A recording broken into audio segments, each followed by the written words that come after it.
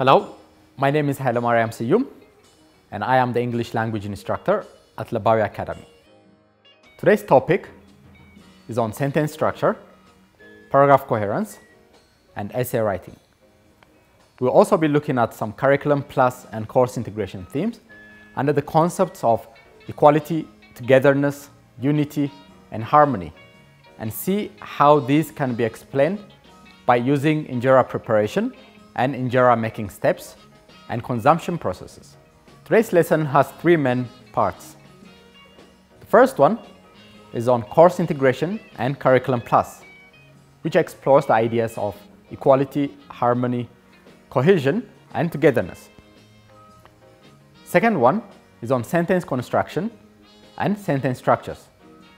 We'll be looking at sentence types and expressions of complete thoughts. Third, we have paragraph coherence and essay writing.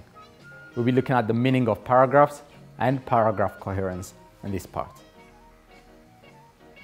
The objectives of this lesson: by the end of this lesson, you'll be able to outline different sentence types, identify parts of a sentence, discuss sentence structure and construction, and paragraph cohesion. You'll be able to explain good essay writing tips. You'll also be able to show course integration and curriculum plus on the ideas of harmony, cohesion, togetherness, and equality as present in the Injera preparation. You will also be able to demonstrate how Injera preparation process can be used to explain essay writing steps. Let's look at course integration and curriculum plus themes. First, we'll look at the process of preparing Injera parallelly or side by side with the construction of sentence and writing of essays. Second, we'll look at comparative analysis of Injera preparation and essay writing. And third, we'll discuss the concepts of harmony, cohesion, equality, and togetherness through Injera making and essay writing. But first, let's look at a few points on Injera. Injera is the staple food in Ethiopia and Eritrea. It is also typically and traditionally made from a very tiny grain called teff, which is grown in nearly 70% of Ethiopia. In 100% pure teff injera, injera makes up only one of three ingredients, the other two being yeast and water.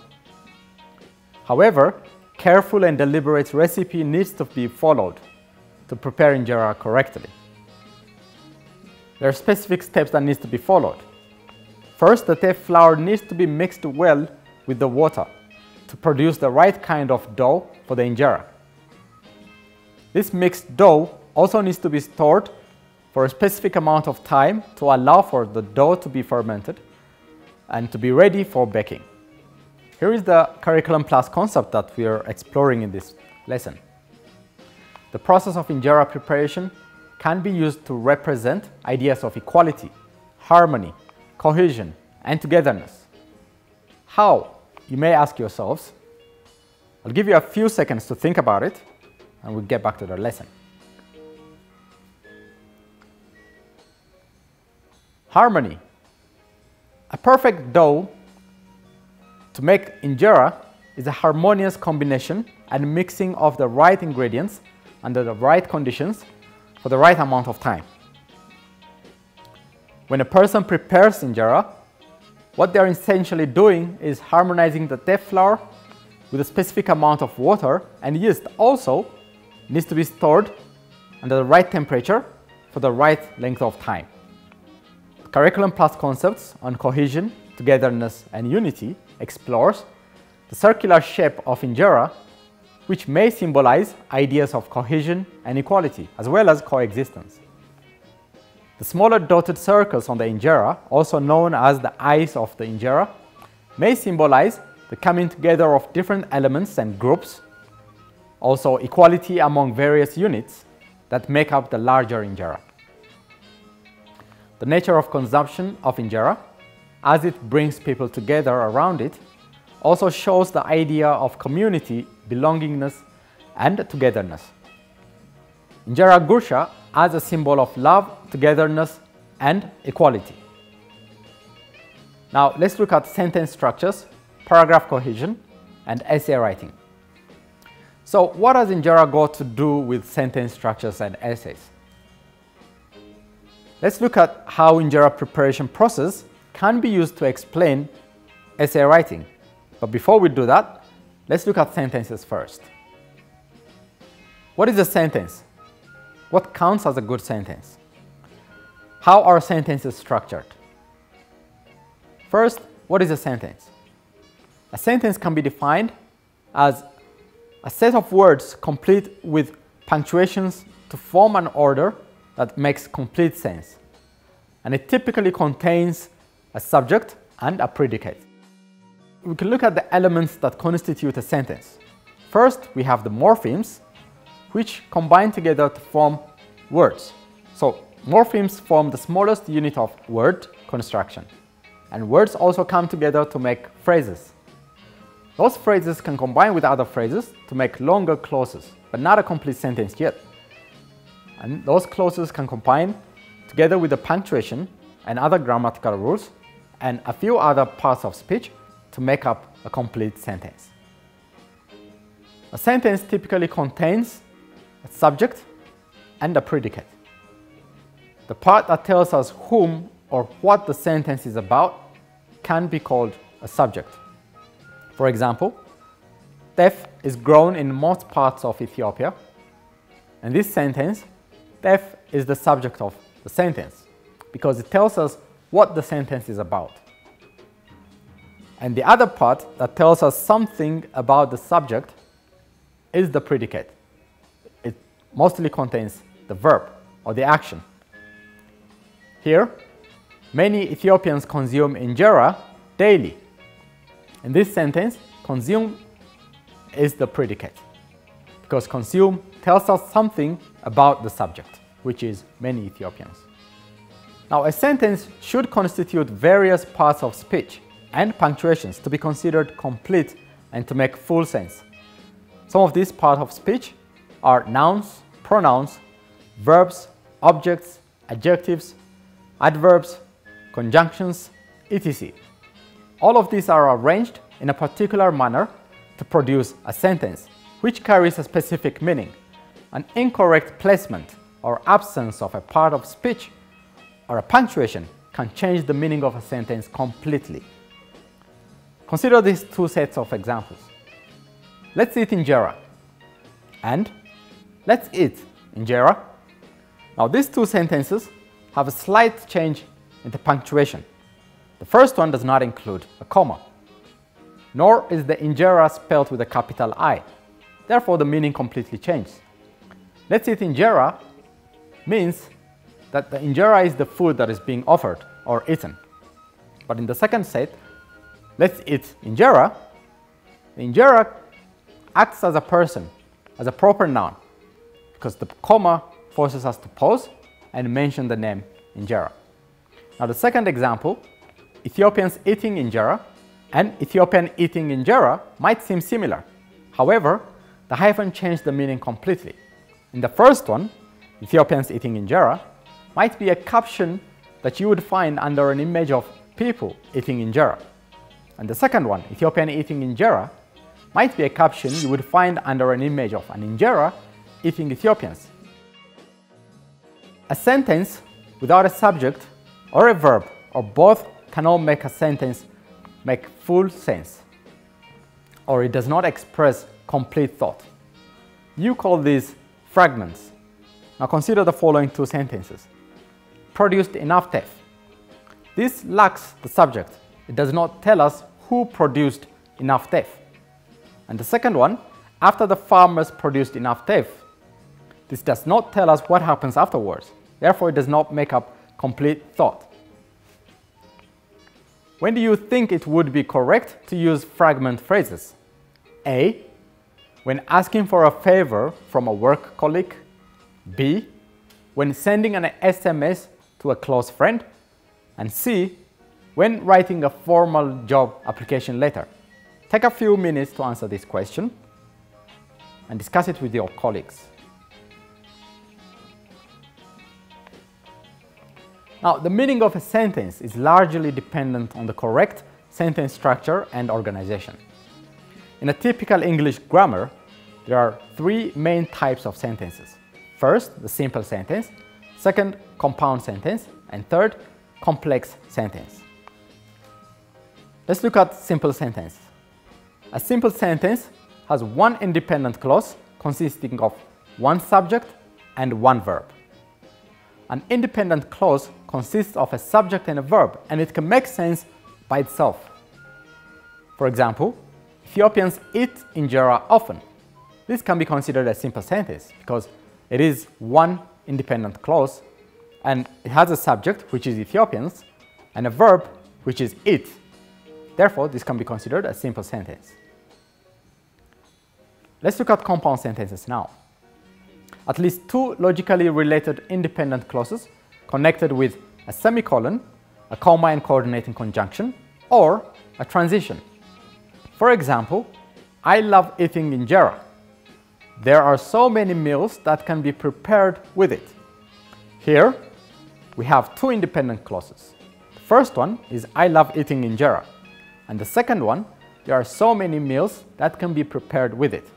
And the semicolon in between combines the two. Again, let's look at this example. I love eating injera, so I make it at least 3 times a week. Now this compound sentence is combined using a comma and a coordinating conjunction. The first independent clause, which is I love eating injera, and the second one, which is I make it at least 3 times a week, is combined with a comma and coordinating conjunction, which is so. You can see on the right corner of your screen that there are other examples that we can use as a coordinating conjunction. So, and, for, but, yet, nor, and others. And thirdly, we can use a transition to combine two independent clauses. A transition is words that are used to link clauses together for a purpose of adding information, contrasting, contradicting, or comparing. For example, I like eating spaghetti. However, I prefer to have injera now. These two clauses can be combined with a transition word, which is however. Now there are other examples of transition words. Moreover, nevertheless, while, whereas, then, also, and etc. Now let's look at complex sentences. A complex sentence contains at least one independent clause and one dependent clause. A dependent clause cannot give complete sense or complete meaning on its own. It cannot stand by itself, unlike independent clause. For example, although injera is a staple food in Ethiopia, it is consumed widely in many parts of the world. Therefore, the first part, although injera is a staple food in Ethiopia, is a dependent clause because it does not make sense by itself. The second part, which is it is consumed widely in many parts of the world, is an independent clause. These two, as you can see, are linked with a comma. Let's go over what we've discussed so far. Sentences are sets of words complete with punctuations to form an order that makes full sense, typically containing a subject and a predicate. There needs to be a harmonious flow and connection between the simplest form of the word up to constructing a full sentence that expresses complete thought. The construction of a sentence that communicates a complete idea requires appropriately arranging all the elements of a sentence harmoniously. Morphemes, words, phrases, clauses, sentences combine together to make complete thought or complete ideas. Now let's look at paragraphs.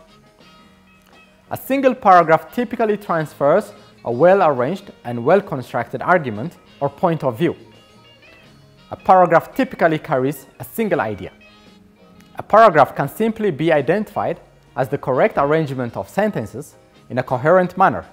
It can be considered as putting sentences in a sequence one after the other to form a complete meaning. Different sentence types are ideally combined together and used in tandem to communicate a certain idea fully. Meaning should flow from one sentence to the next, carrying the argument or point of view forward in a clear and concise manner. If you do not use correct sentence structure or punctuation, the flow of meaning can be interrupted, and become unclear to the reader. A good paragraph has harmony and coherence. Consider the following two paragraphs for example.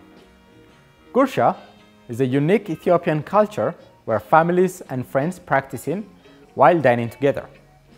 Gursha is not an act of showing an apathy or sympathy to a hungry person.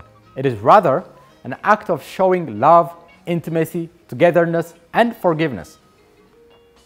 Gursha is the practice of feeding another by placing with one's hand a bite of food wrapped in the flat bread called injera, gently in the mouth of the other. It is an intimate act of friendship or love among Ethiopians. The act of Gursha surrounds the sharing of a meal where people encircle one large plate of food containing meats, vegetables, and sauces placed on top of the injera, a spongy sourdough-like flat bread made out of teff flour. Now consider the sentence types. Consider the wholeness of the meaning in both paragraphs, and also consider the flow of ideas from one sentence to the other and from one paragraph to the other. Let's move on to essay writing. An essay essentially is a collection of a series of separate paragraphs containing a rounded idea, arranged in a coherent manner. Just as the sentence in a paragraph needs to have a consistent flow of ideas, the paragraph in an essay should also have a consistent flow of ideas. In the simplest form, an essay contains three main parts: the introduction, the body, and the conclusion. The introduction part contains the main idea and constitutes the simplest form of the central idea, in the form of a single thesis statement. The body constitutes a series of coherent paragraphs expanding on the main idea by adding sentences to support the main idea. The conclusion part summarizes the main arguments raised in the body and makes a connection to the central idea raised in the thesis statement. Now, a good essay must exhibit coherence throughout in order to effectively and successfully communicate an idea. Correct grammatical structure must also be followed to ensure coherence in the ideas expressed in an essay. Different paragraph writing methods and strategies, such as parallel structures, repetitions, and transitional expressions, can be employed to ensure coherence and flow of ideas. Teff, injera, and essay writing. What is the connection? What do they have in common? This is where the curriculum plus aspect comes in. We can draw certain lessons from Injera Preparation to explain sentence construction and essay writing. There are several similarities and connections that can be made between Injera Preparation and essay writing. As such, Teff and Injera Preparation can serve as an imagery and an analogy of how to construct a good sentence and write a good essay. An example of an analogy can be, that movie was a roller coaster ride of emotions. Now here, while you're not flying through the air, the twists and turns and surprises of a movie and a movie plot can leave you feeling like you've been through quite an experience. And look at the second example. A poorly written essay is like an injera without the eyes. Now here, what it means is that none of the elements that make up a good essay were used properly. Now try to make your own and share it with your family. When preparing dough for injera, one has to start from the basic ingredient, which is teff. Teff has to be planted under right conditions, harvested, cleaned, and grounded into flour. When starting off to write an essay, one also has to start from choosing the right words, the right phrases, the right clauses, and the right sentences. Then proceed to arranging them in the right manner to form a paragraph that expresses a complete message. An essay also starts from the simplest statement, which is explained by adding and mixing evident, explanatory, and descriptive sentences. Injera is also prepared on a circular pan. The dough is poured on the hot pan in a circular motion, from the outermost position inwards. In essays, the arguments and counter-arguments in the body of an essay are constructed to expand on the thesis statement in the introduction and circles back to the main point when reaching the conclusion. In injera preparation, the teff flour, water, and yeast have to be mixed well and put in a container in the right temperature for the right amount of time for the dough to ferment really well. Then the dough is spread on the hot pan for the right amount of time under the right temperatures to get the perfect-eyed injera. In essays, the sentences should be arranged in the correct grammatical order and structure, as well as the ideas should be arranged and united harmoniously to produce a sound essay that expresses a complete thought. Now let's summarize and see how injera and essays make connections and how we can use injera to explain essay writing.